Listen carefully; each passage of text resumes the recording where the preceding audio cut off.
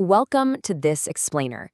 Today, we're tackling a topic that deeply, truly affects almost every single one of us. Look, if you frequently feel stressed, exhausted, or just completely drained at the end of your workday, I need you to hear this right out front. You are not alone, and it is absolutely not a personal failure. Today, we're going to explore the very architecture of workplace distress. Okay, let's dive into this. The simple, unavoidable reality is that we spend a massive proportion of our waking lives at work, and because of that sheer volume of time, the work environment plays a major role in modern chronic stress. It's essentially the primary engine for our daily lived stress. When we talk about chronic stress today, we literally cannot separate it from the environment where we spend the vast majority of our daylight hours. So, to understand how this all works, here is our roadmap for today. We're covering 1. The modern workplace trap, 2. Workload versus autonomy, 3. The Whitehall reality, 4. The psychosocial stress matrix, and finally, 5. Redesigning work for health. We're basically going to peel back the layers of occupational health models to find out what's really draining our energy. All right, starting right off with Section 1, the modern workplace trap. This is all about why work actually breaks down our biology. Let's look at the medical concept of allostatic load. To put it simply, this is the biological wear and tear from chronic stress. Think of your body like a car. Acute stress is like revving the engine to merge onto the highway. That's totally normal. But allostatic load, it's like having your engine stuck in the red zone for 8 hours a day, 5 days a week.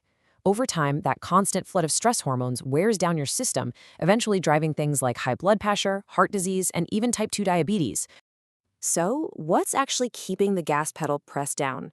Let's move to Section 2, Workload versus Autonomy, featuring Robert Karasek's demand control model.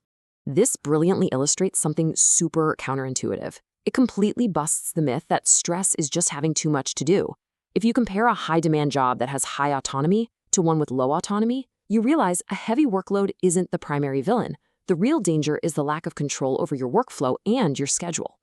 When you have high demands but zero autonomy, your body shifts from a healthy, acute, task-focused state into this unresolvable state of subordination. You're stressed, but you have absolutely no power to change the situation.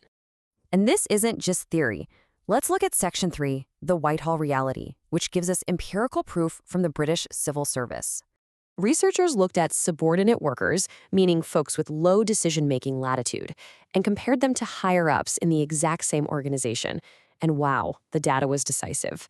The less control you have over your decisions, the higher your rates of severe illness and early death. And here's the crazy part. This happens regardless of how physically or mentally strenuous your daily duties actually are.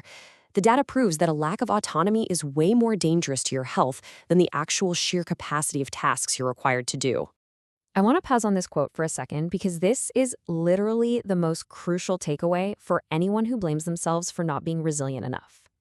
The true pathogen of the modern workplace is not heavy labor but structural powerlessness. If you're feeling chronically unwell at work, it's highly likely it's the lack of control, not your work ethic, that's making you sick. Okay, let's peel back the final layer in Section 4, the psychosocial stress matrix.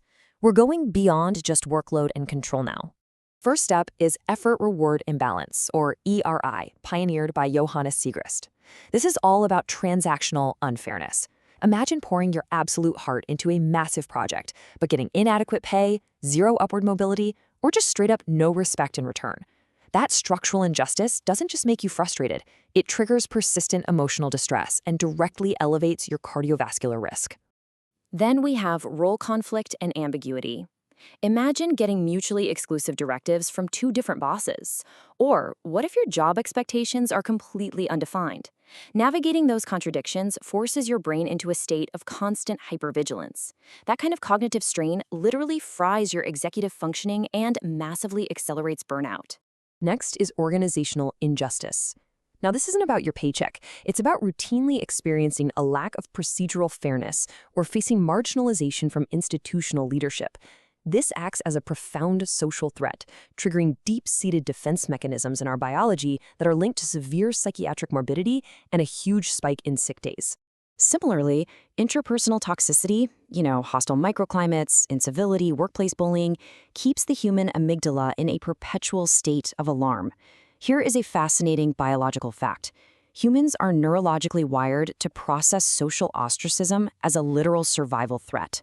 Sustained toxicity spikes systemic inflammation in your body and acts as a primary catalyst for clinical depression.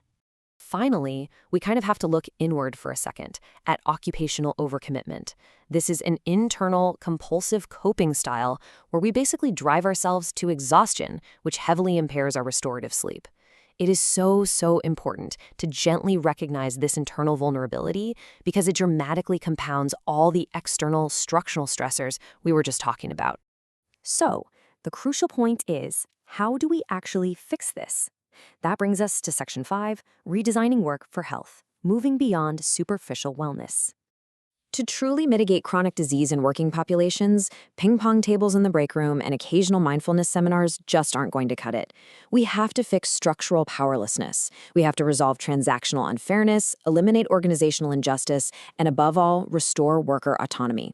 Putting fairness and autonomy at the center of how we design organizations isn't just a nice perk. It is an absolute physiological necessity for human survival in the modern office. I'm going to leave you with this one final provocative thought. Is your workplace designed for output, or is it designed for health? I really challenge you to look at your own 9-to-5 through this new lens of autonomy and psychosocial health. Thank you so much for exploring this deeply fascinating topic with me today, and I hope it empowers you to better understand your own relationship with work.